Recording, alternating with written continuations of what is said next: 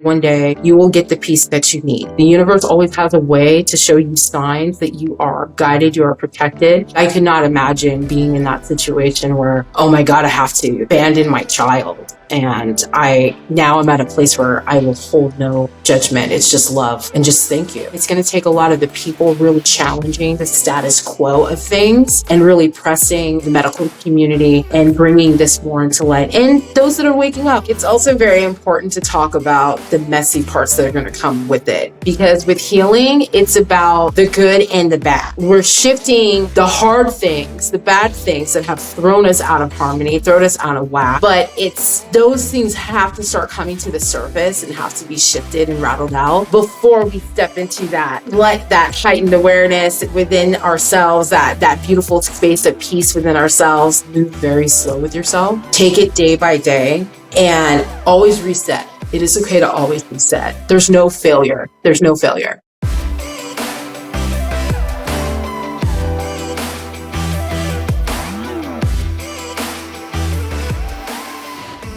Jane Frank, welcome to Rawish. Thank you so much for having me. So excited to be here. I'm so excited to be here because I haven't known you long, but in my time knowing you, you've made such an impact on me and my well-being. And one of the very first conversations we had, which is so a testament to me being me, I just like to get in there and go deep. And I'm so bored with all the superficial surface level conversations happening in the world. And I was just sharing with you that based on a recent family dynamic that I feel like an orphan. And your response to that was, oh, I am an orphan. I was left on the side of the highway when I was 1.5 years old.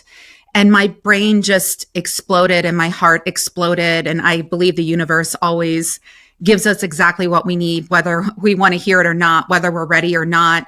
It always has our back to move us toward our highest vibration, which we'll talk about later. But I was so blown away by that statement and was so honored that you were even open in sharing that. So, and then you said after that, yeah, that's why my name is Jane, because I was a Jane Doe.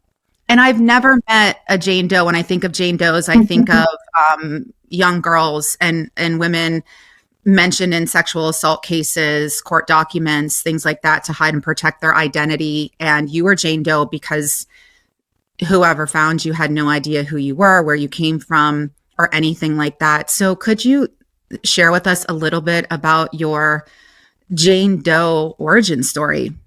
Oh my goodness, yes. And it's taken me a lot of time to get comfortable talking about my story. But I've come to peace with it to understand, like, you know what? We all have a story to tell and it's meant for someone to hear because you just never know. Like, you know, like you just emphasized about how our conversation started. But yes, so yeah, I originally am a Jane Doe and I was abandoned in like the early 90s on the side of a highway. And I was actually witnessed being put out of a car, which was believed to be my parents. And this grace of this woman, she was a couple cars back and she was getting in a turning lane. And she was just like, oh my God, I can't believe I'm witnessing this. So once the light was able for her to, you know, turn with the other car, she just pretty much like put her emergency lights on and she grabbed me, put me in the car, and she made the attempt to try to follow the vehicle. But at that point, like they were already gone. So she was driving around and she was just all like, I can't have this little baby in the car. So she drove straight to the police station to surrender me over and just gave as much as she could for the report. And that was when I went into the foster system. And because I had no identification, there was like nothing with me. Immediately what the state does, particularly California, and I believe this is all across, you know, nationwide, is when it's an unidentified female, you're labeled as a Jane Doe. Unidentified male, you're a John Doe. So immediately there was the beginning of Jane Doe. I was in a foster home, kind of like being taken care of. And then I was placed with my first foster mom. And this beautiful little Jewish woman, and the woman who I've learned to call my aunt, her best friend, were there, and it was like July 4th, crazy holiday. And I actually wasn't supposed to go to her. It was a mistake. I was supposed to go to an African American home, and I went to this beautiful little Jewish woman, and she looked at me and my aunt Lucia, and my mom's name's Florence. She was just all like, "There's no way you're going to come back and take this kid. Like, she's going to stay." So my life started there. And once I got up to about, they roughly thought I was about 2 years old. They did a bone scan, and they were all like, "All right, here's your birthday, something to give her." January 1st of 84. I was rough. So they put me about a year and a half, 2 year mark. Then my mom was just all like, I can't. So she fought for guardianship for me. And she wanted the legal right to change my name. She was like, "This girl can't go through the rest of her life being called a Jane Doe." And by that point, I was about 7 when she started. So by the time I was 9, everything legally went through. And she gave me her maiden name, which is Florence Frank. So that's how I got Jane Frank. But she kept the name Jane because she felt that it was beautiful. And Jane actually means God's gift. And she was just like, in the notes in the court, when she turns 18, if she wants to legally change that part, then yes. But right now, I want her to at least have a piece of me. So at 9 years old, it became finalized by the state. They did one last bone scan. They gave me April 8th of 84.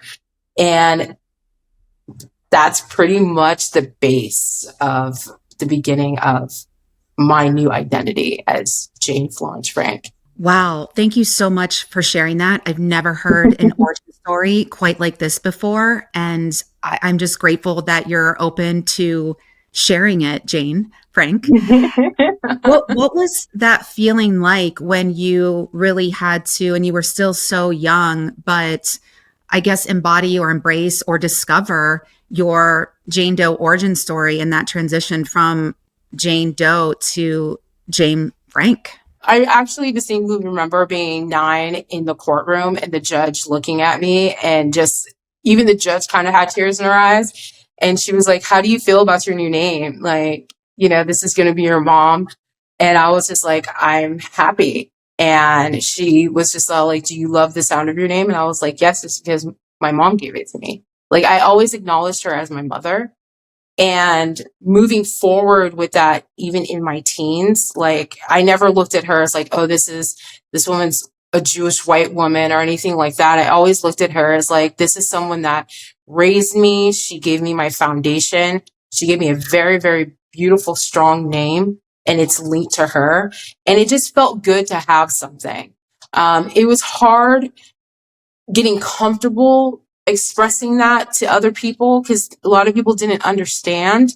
But for me, it just, as long as I knew, like, this is my mom, this is my life, despite what has happened to me, that's all that mattered. So I always held on to that no matter what the difficulty of the challenges were. You are one of the most beautiful, open, joyful, pure humans I've ever met.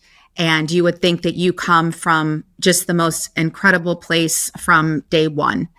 And I now know the truth. And thank you for sharing that truth. How have you been able to put aside any feelings of sadness or grief, resentment, animosity toward your birth parents that they essentially didn't want you or weren't able to care for you for whatever reason? And I think a lot of people sadly experience this. How have you been able to just be such a joyful person despite starting from really I don't even want to label it, but a kind of unbelievable place, or for me, a heartbreaking and scary place, being alone at such a young age on the side of the road? It's still a work in progress. I'm gonna be honest with you.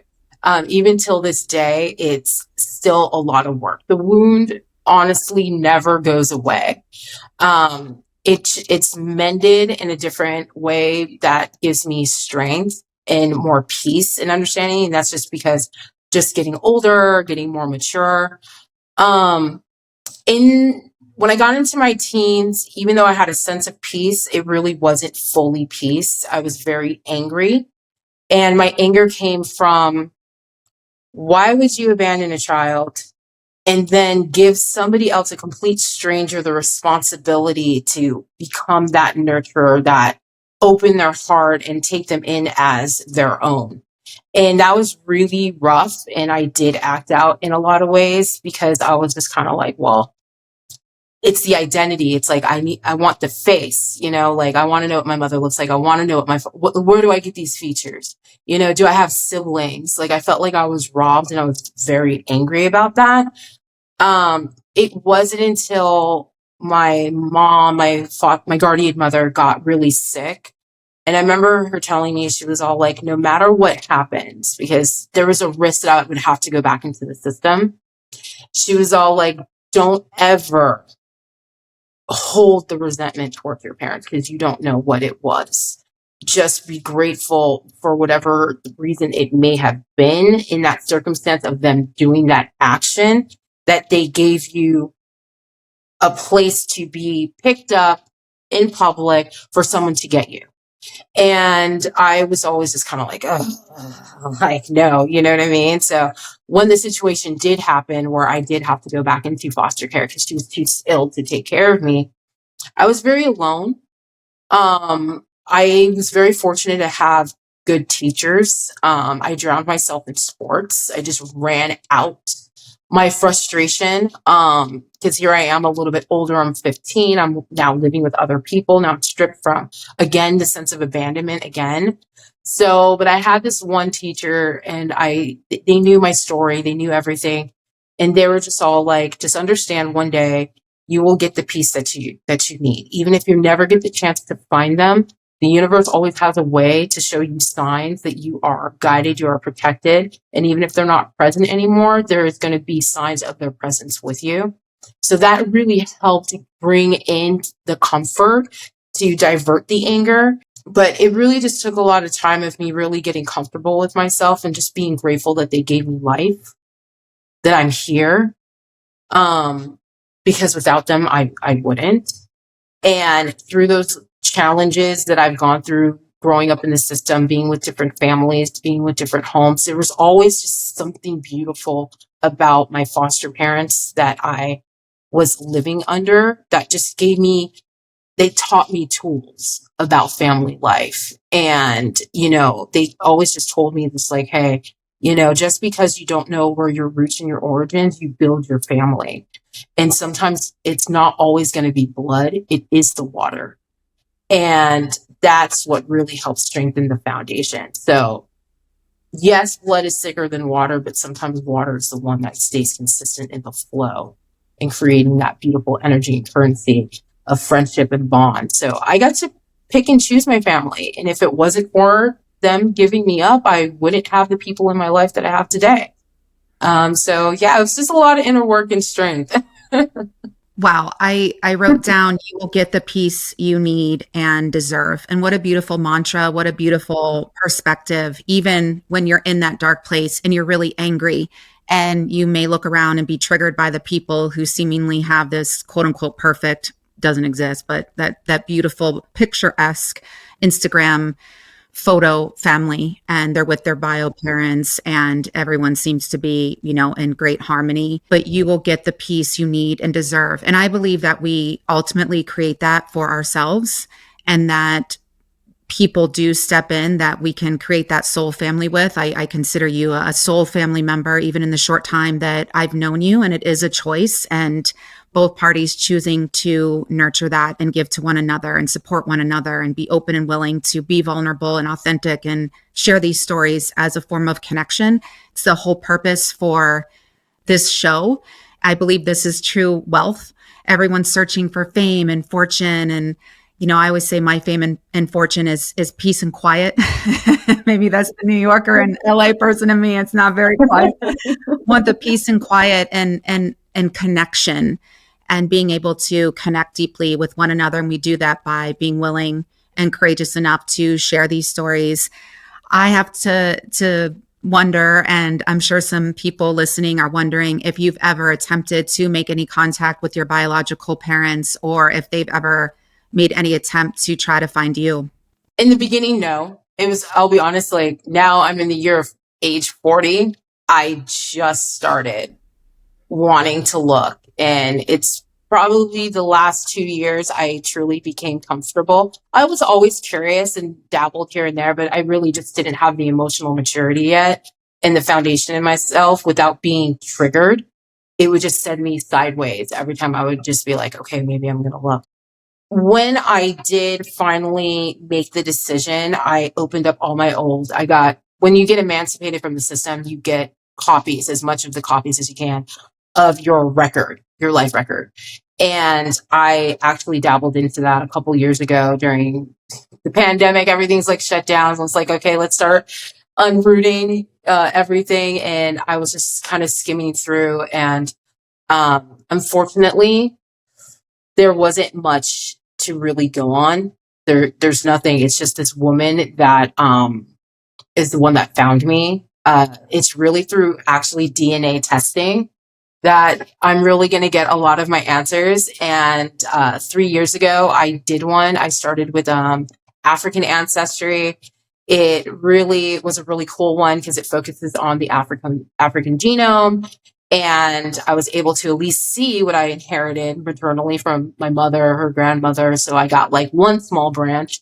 So I know that I'm descendant 2,000 years ago to a beautiful island. It's a small indigenous island called Bioko in Equatorial Guinea. So I was all like, what? Okay, this explains all the islander, the water, the everything. And then I got to see migration point from the last 500 years into West Africa, into Cameroon, and they became very blended.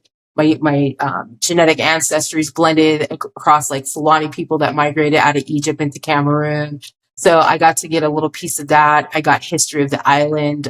There's Spanish speaking in Bioko, just because it was discovered by this explorer that fell in love with this tiny island, Fernando Po, from Spain. So dominantly, my ancestors, we are a blend of this indigenous island mixture of Spanish. So it's really cool. So Spanish is on my next new list. The next is to do more and dabble with other genetic testing to get more.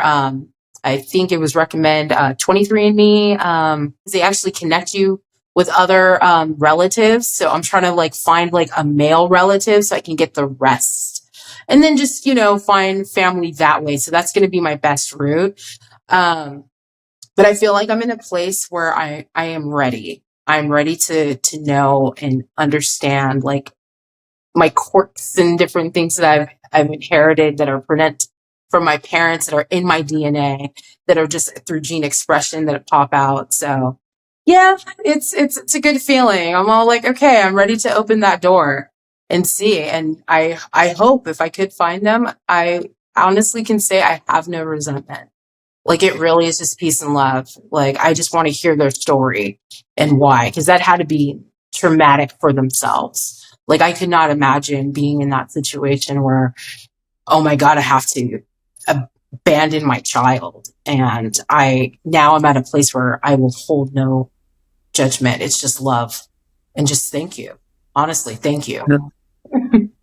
Wow. What a testament to the work that you've done, which I want to transition into. And you more than anybody, most people, I haven't shared with a lot of people, in a whole transition of really owning a whole new identity for myself. And that transition from people pleaser to pleasing myself and putting myself and my needs first, which we all know that we need to do so that we can be of service to others. And yet, especially as women, we don't do this. And it may feel noble and you're people pleasing, so you're well liked. And but at what cost? I think for me, it's been that cost factor. Okay, I'm pleasing people. I'm well liked. I'm the life of every party, but at what cost? And the cost was to my own health and well-being. And so there's this beautiful principle in Alcoholics Anonymous that says anything you put before your sobriety, you will lose. And while I haven't been to Alcoholics Anonymous and I'm not an alcoholic, I have studied so many principles of things in recovery and spirituality and improving ourselves from a holistic level. And so for me, my journey now and my identity now is really the notion of anything I put before my health and well-being, I will lose, whether it's that relationship, it's work, it's the constant hustle and grind to live a certain lifestyle and be comfortable at home and in our car and our clothing and those sorts of things, which I value. Something that you've helped me with is just owning the shift in identity, which I wanted to have you on the show for so many reasons, but one, having to completely create an identity out of nothing, which has been so remarkable. And one of the ways and modalities that you've done that is being in the medical field and through sound healing. And that is how I know you. From the Breathing Room in Los Angeles, my favorite place in all of LA, owned by our dear friend Miranda Bowe, Dr. Miranda Bowe. Please check it out. And you giving these incredible sound baths that I've had before. And I just think, oh, it's relaxing and it's nice. Didn't get too much deeper into it. I know that it raises our vibration. What does that even mean? And then this magical but not magical thing has happened. And I've scheduled some private sessions with you. And I'm like, oh my gosh, I feel so different, or this is working, but what's happening? And you think, how does this work? How can this affect me this much? Sound, which you think, oh, that's so nice. And we listen to music all the time. So what is happening when you're playing the sound bowls? And please explain it for people who are like, what even the heck is a sound bath? But we're talking frequencies and vibration. First of all, we are a frequency. We are a vibration. You know, as I always say, the work that I do, the inner work that sometimes you feel you're getting no ROI on, there's no return on this investment of spending all this time working on your frequency and vibration. You're like, I'm still yelling at my dad because I'm triggered, and I'm still, we're going to laugh about that. It's a whole other story. I'm still, really angry about this injustice that's happened to me. I still can't let go of wanting that person to be held accountable for trying to destroy me. It's like these things come up and it's like, gosh, I'm still not healed. I've been doing all this work. And then there's this shift that happens from these frequencies and vibrations. And I'm all over the place right now because I get all excited talking about this, but that's what I'm saying is for me, spending the time to fine tune our instrument before we can play it for the world and how important that is. And it is an act of integrity, which is one of my top values. So what is happening when you're playing the bowls and you also work with tuning forks? And so I guess now try to explain to people who really don't know, and people for me who are aware, but by no means an expert, because it's something that I'd love everybody to try. Our culture is, have a bad day, have some alcohol, take some drugs. There's so mmany unhealthy outlets that people are leaning into, and they actually make you just feel worse. I've experienced personally. And so with the sound, it is, I don't even know what it's doing. And I could try to explain, but I'll let the expert here explain. So take it away. No worries. So, just to really keep it simple, and then I'll play off and go into depth as it flows. But, like you said, we are vibrational beings, and I always love to reference my mentor. I love her. She's absolutely beautiful. And I just study a lot of her work, and I call her my mentor. I haven't had direct work with her, but her name's Eileen McCusick. And she works with tuning forks and frequencies, and her story is absolutely beautiful. But just to keep it simple, she discovered that we have what's called a biofield. And she's not the only person. I mean, our medical system, Western, our culture and medicine, recognize that we do have what's called an electric body. Our heart is part that drives our electrical system. I worked in cardiology for 8 years alone, just dabbling and working with pacemakers and defibrillators. And when it comes to us ourselves, we have our own energetic frequency, which Eileen had discovered with the tuning forks. And our energy field actually expands, general standard, anywhere between 6 to 12 feet from our body. And you can call this your auric field, you can call this your energy field, you can call it your quantum field, but it has its own unique frequency. We walk at our own unique vibration. And what sound is doing, because sound has its own overtones and beautiful, layers and frequencies that start to adjust as it's played or it's brought into combinations with other instruments. What it's doing is it's touching, because its sound travels and it touches our energy field. And our energy field, because we have that unique frequency, it starts to harmonize with that. So if it's a certain tone that's being played, it's like, oh, I like that. So our energies will actually gravitate to that and want more of it. And it actually welcomes it into your energetic space. And what happens with that starts to create what is called resonance. So you're in full vibration, you're in harmony with this. You're like, oh, this feels good. And then it starts to vibrate deeper into you cellular wise. So you're going through the tissues, you're going through the muscles, through the fascia, and you actually have an interwebbing of energy meridians. And a lot of people kind of might be familiar with this, but just to re-reference, that's where you get your Eastern medicine, your acupressure, your acupuncture. It's all in the focus of tapping into your energy meridians that actually flow within your nervous system webbing. And sound vibrates through all of that. And what happens is after it creates that beautiful relaxation response, we have a biological response, a physical response to that. So we start to feel our arms start to relax, our mood starts to change, our respiration starts to change, because you're coming in harmony. You're like, this is soothing. I like this. The body's like, yes, hey, like bring more of this. So you start to relax, and then the nervous system starts to calm. So if you're in a fight flight mode, so your sympathetic and your parasympathetic nervous system starts to actually adjust. And the sound acts as a carrier. It's the soothing. It's like I like to say the mothering energy. And all your meridians, your nervous system starts to kind of come back in harmony. Your organs start to vibrate. Your organs actually have a frequency. Everything in your body is a symphony. It has a frequency. So sound is just starting to move these energies back into alignment. So as you start to receive the sound, you're going into those different states. And then it actually starts to work with your brain. Sound influences our brainwave states. So right now we're in active beta, but what happens is as these tones come in and the body starts to relax, so does our brain respond to that as it starts to receive sound through the ears and the vibrations. Then we float through, if I was able to hook everybody up to an EEG machine, there's so much science that has been studied with this. But what happens is your brainwaves start to shift out of active beta to maybe a little bit more of a low beta state. And then you fall into a little bit more theta. Theta waves allow us to come into a state of focus. It's about like 4 hertz frequency, slightly a little bit more, 4 to 8, let's just kind of say almost. So you start to go into different states of focus. Alpha waves really help you get that's like your creativity. You're really like in there. Theta, you get to be more relaxed. You're more aware, shifting a little bit more into your unconscious mind by this point. And then other, your delta and your gamma waves, and you're really you're out, you're about to journey. So sound is a beautiful way, how it harmonizes the body. And the thing is, a lot of people are mindful of sound is already encoded in our DNA. Like we're already attuned to this. I like to say we're at attune.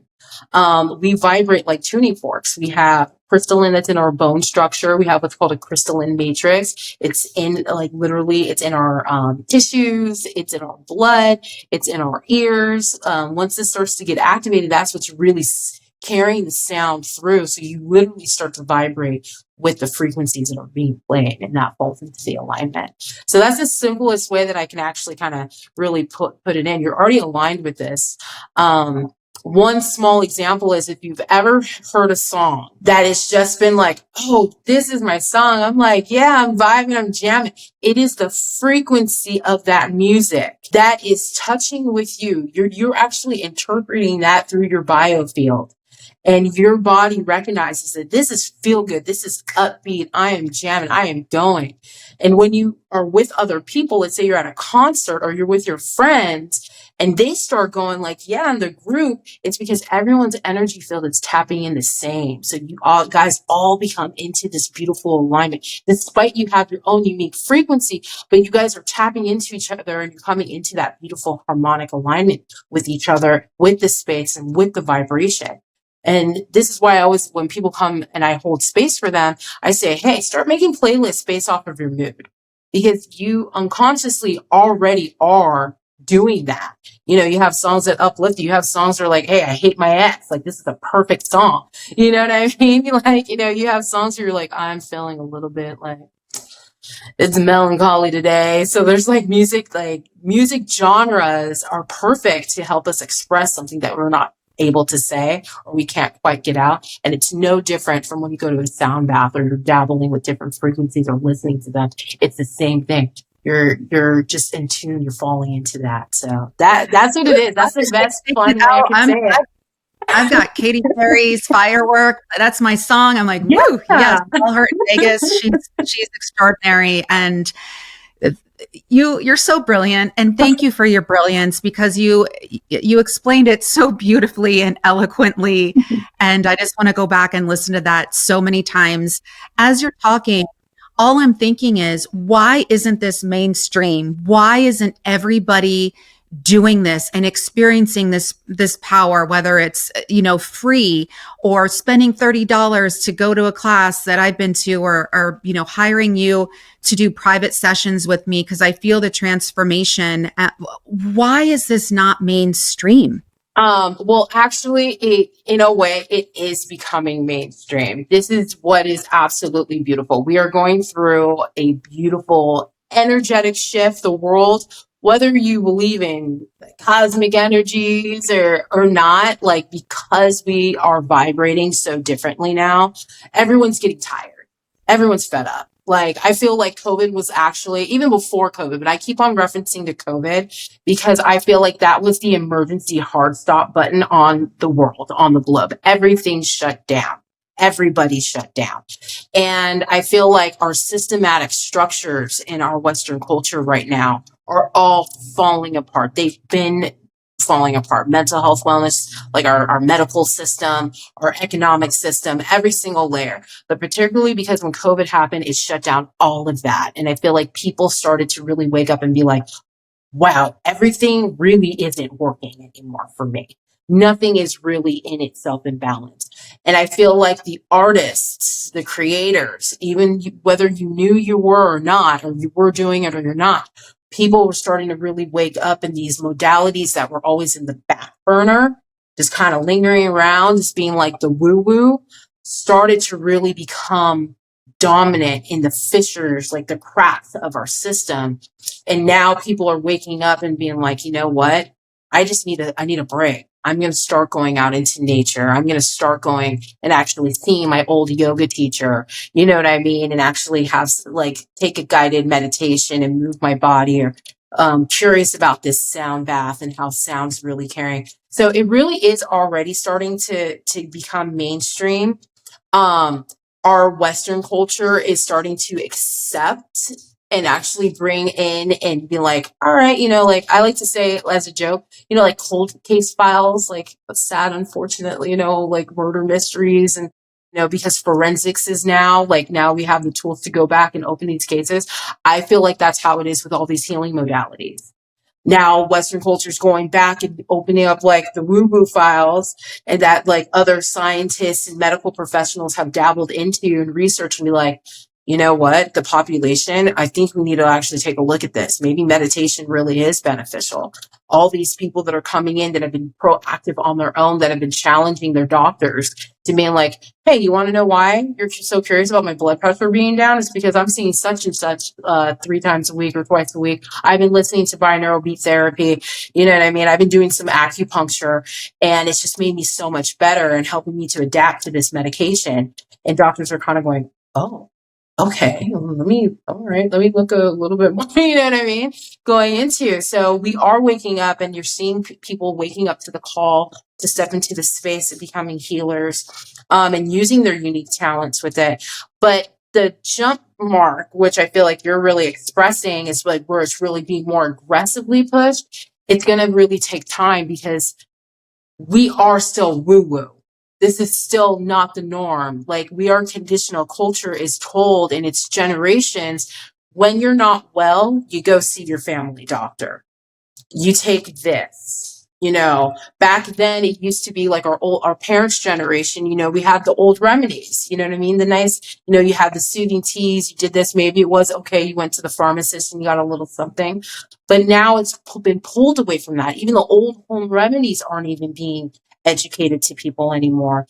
It's about the medicine. Now it's the corporations, it's the pharmaceutical companies. And I believe it's because we've become so advanced in our technology and just our evolution that like we have been a way to improve those structures better, but it's not elevating people the way that it needs to be. There's no balance in between the two. So it's going to take a lot of time. It's going to take a lot of the people really challenging this, like the status quo of things, and really pressing, the medical community and bringing this more into light. And those that are waking up, like people like myself and those that are curious, really pushing it into the forwarding into the platform, into the spectrum. Yeah. You just said the word curious. And I think that the more that we can lead with our curiosity and question things, I laugh sometimes as a single woman, for instance, where our culture still thinks it's more weird to be single than to be divorced 5 times, for instance, or it's normalized to have 15 drinks and get wasted out of your mind and wreak havoc to your whole system and your health. But it's quote unquote weird, or, oh, that's nice or cute for you ladies to go do a sound bath. And so without judging, listen, I've been in college, I've had a lot of drinks and have been really drunk, and I have a drink now and my body says, I don't want this. And so I'm listening. And I just think the more that we can lean into our curiosity, even in grad school, I learned about the curious brain versus the anxious brain. And I think most of us really spend a lot of time in the anxious brain, and we're making bad decisions from that place or just going on autopilot. And when we're more intentional and really question things and be open, people want to say like, oh, you look great. And they want some quick fix or think it's because you've had a lot of facials or things like that. But, people say, gosh, you look so great, or you're not aging. And I'm like, well, I spent all my free time, energy, money in sound baths and hyperbaric oxygen therapy at the hospital and red light therapy, IV therapy. I meet with my coach twice a week. I do a lot of things that a lot of people think that's excessive, or who has time for that? But as I like to say, I don't have time to be angry. I don't have time to be in disharmony with myself and others in the world. I don't have time to not live up to my full potential. I've got things to do here in the world. I have all these callings and downloads that I get from spirit.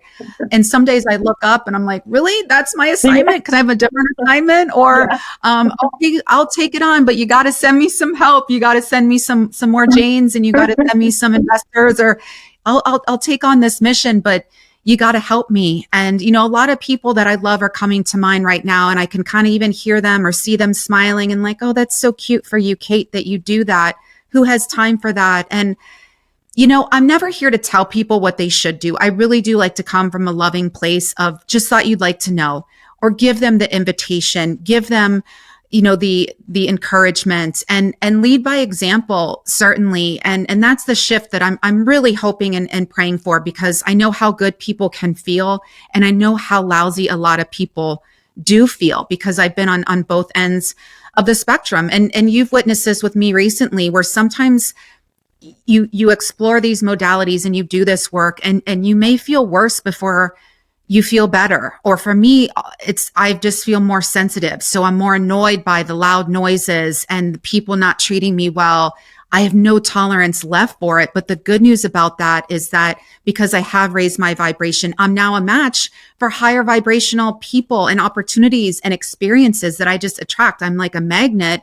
And then the people who were never even really for me in the first place, that really just wanted me around for their own benefit, and that's why the relationship just felt so crappy, they've fallen away. But let's acknowledge the grieving period in that too, and let's acknowledge the sadness and loneliness that comes in that, and the healing journey. Is there anything you want to speak to in terms of that, or even what you've experienced with me in particular? Oh, yes. So the most important thing when I hold space, and I really feel like a lot of anyone that's a space holder, whether you're a sound bath practitioner, energy worker, whatever your modality is, when you're just welcoming people into a very beautiful space that you're creating for them to be themselves, we forget sometimes to talk about, we focus on the benefit, like, oh, you're going to feel this. This is the outcomes, like, you know, like this. And those are beautiful. It is life changing. These things do come. But it's also very important to talk about the messy parts that are going to come with it. Because with healing, it's about the good and the bad. We're shifting the hard things, the bad things that have thrown us out of harmony, thrown us out of whack. But those things have to start coming to the surface and have to be shifted and rattled out before we step into that heightened awareness within ourselves, that beautiful space of peace within ourselves. So we have to take it. Like, a lot of energy workers will talk about your shadow. Like, a lot of those things linger in the shadow and the ego. And some practitioners will talk about, oh, we got to kill the ego. We got to, you know what I mean? You have to go through the ego death with the ayahuasca or the DMT or whatever the other alternative beautiful healing plant medicines. I really like to emphasize to people, I'm like, yes, what we're doing is we're shifting from that state, the ego, from, you know, within the shadow, the dominance of the shadow, but we don't want to kill it. You don't want to kill your ego. You do not want to kill your shadow. When you are, let's say, working with those plant medicines that are shifting all of those, what is happening is, my interpretation really is you're killing the control that the ego and that shadow self has had for so long that was protecting you. But you are putting yourself now as the primary driving force and having that as the back seat. It's like, hey, I'm checking back in with you when I need you. You're kind of like, you're my armor, you're my warrior, like you're my battle. Like, hey, you know what I mean? When the boundaries are crossed, you come in and you jump in. But there's a control factor now. It's me going and saying, hey, I called you in, versus it comes out just to protect you, and maybe not in the most best of ways sometimes. So we have to allow ourselves to go through the ugly messes and let the trauma, you know, sometimes these triggers to really come up, so we can be able to become the observer of them and understand and get to the seeding of it and recognize it and nurture it, not bury it back into another field within the self, so we can be happy and joyful. It's like, no, understand it and why it comes up. So when we do get triggered again by whatever it may be that may come across, even if it's not from the direct source, that we can go, okay, I see, it's okay, I got you. And then we can bring those beautiful tools to light and that balance and that stability. And then we can kind of shift it back in the energy and be like, hey, it's okay, I got you. You're good. And we're slowly drifting it back into the right placement. So in the beginning, it can be a little bit hard. It just depends, because like I said before, we have our own unique frequency. Our traumas are going to have a unique frequency. Our body has adapted. It's not like overnight you just woke up and all of this, you know, the floodgates of like the nightmare of hell just came upon you. You developed a lot of coping mechanisms to help us, you know, survive and protect ourselves. So we bury it down and create Pandora's boxes. So we have to kind of go back in there and lightly open these Pandora's boxes and let these things kind of like come out, let the dust off, and then we transmute it. We're creating a space within ourselves to transmute it and comfort it and put it back. So that's not always easy. It's going to be rough. You're going to be moody. You know what I mean? You're going to want to say, screw this. The world.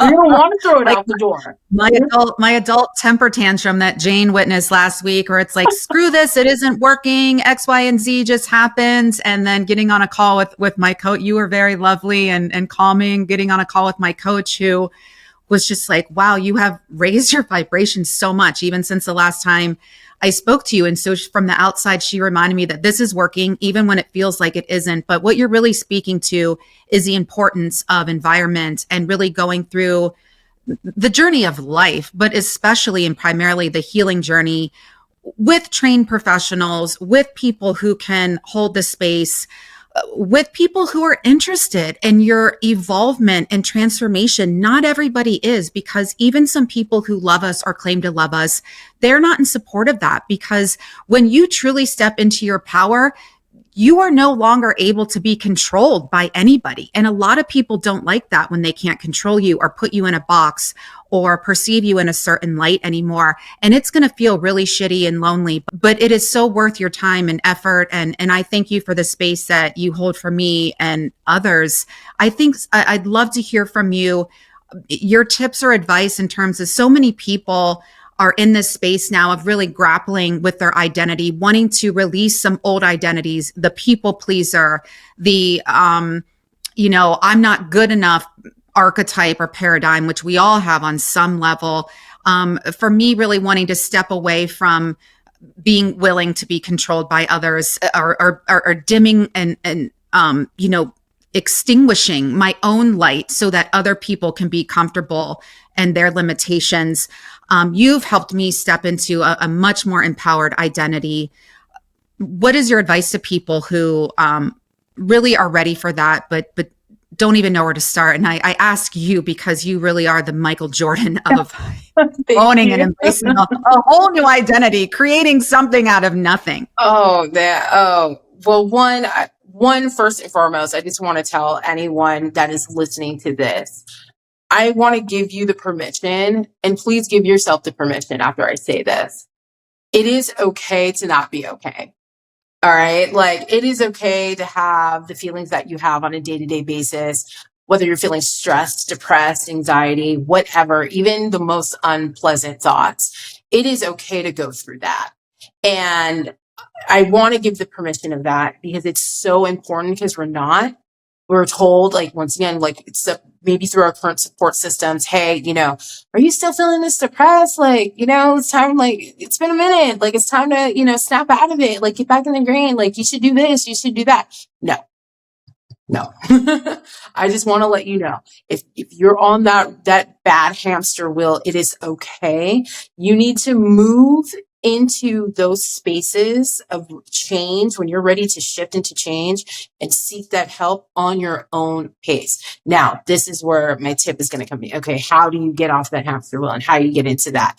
One is just acknowledging and just sitting, canceling out everybody. You have to cancel out the loved ones. You have to cancel out the friends. And I know a lot of people are going to disagree with me. And the reason why that I'm saying you have to cancel them out in that moment while you're holding space for yourself is because it's the opinion and it's the viewpoint. It's about you going inward and tapping into you and asking yourself, what is it that I need? Your body will scream at you what you need. All right. If it's the concept, everyone's saying therapy. All right. Sit with yourself, cancel, be like, okay, quiet. All right. Everyone said therapy, but now it's me too. I need this right now. And what is that going to look like? What is that therapy going to look like? What do you want it to look like? Envision the person that you want to hold the space for you. Do I want a male therapist? Do I want a female therapist? Do I want her to come from this type of background? Like, hold into that. And then when you're moving, know that you're going to have triggers. You're going to have whatever your coping mechanism is. It is okay. It's not an overnight thing that these coping mechanisms are going to go away. So if it's something where you get really stressed and triggered and you lock yourself away and you buy yourself a nice big fat wine bottle or some whiskey and you're going through that, it's the awareness and being like, all right, that day came. Next day, detox yourself, drink a lot of water, and I want you to journal. Write it down. Why did you hit that bottle again? Or whatever it was. Why did you do that binge on that ice cream? Whatever it is. I'm being very light with my, what I'm bringing up. And then be like, okay, visualize and see. And then be like, start reaching out to that help. Bring the good people that support you back into your space. So that canceling of the friend, maybe tap into who was the good friend that gave you the advice. Now bring their voice back into the space and open up, reach out and be like, hey, I had this bad day, had this bad moment. Start getting really curious about alternative things. If you're nervous about, I don't want to be on a medication, or maybe you were on a medication in the past and it was really bad, get curious about alternative modalities. Pop into a sound bath. If you notice you haven't been doing your movement very much, maybe find something that's yoga, go to, workout, go into the gym. Or even better, I like to say, tap into the old childhood things that you used to do. Did you love riding your bike? Do you have a bike? Go out and purchase a bike. Positive little things. It's small micro shifts that lead to the big things. But it's the most important thing is holding the space for yourself and being gentle and not beating yourself up when there is a hiccup or a step back in the journey, because the journey isn't always going to be the straight line. You can have it in your mind. I'm going to do this sound bath. I'm going to see this therapist. I'm going to do this. I'm going to eat this nutrition. I'm going to be like high vibration. Those are beautiful. That's a beautiful base and jumpstart. But just understand it's going to curve. You're going to fall off. It's going to be messy. It might be for months, and that is okay. So biggest tip, really giveaway, is move very slow with yourself. Take it day by day and always reset. It is okay to always reset. There's no failure. There's no failure. Easy does it. Yeah. Thank you so much for your wisdom, your insight. Most importantly, you are such an inspiration because you are the product, you are the service, right? I'm thinking of a lot of people. I'm looking around my house. Oh, that person created this, even this computer that I'm on, the genius that created this product. And sometimes those geniuses who create some of our favorite products, the person that they are, I don't admire. And a lot of examples just came to mind. And I say that with love. I think what's most extraordinary about you is the person you are.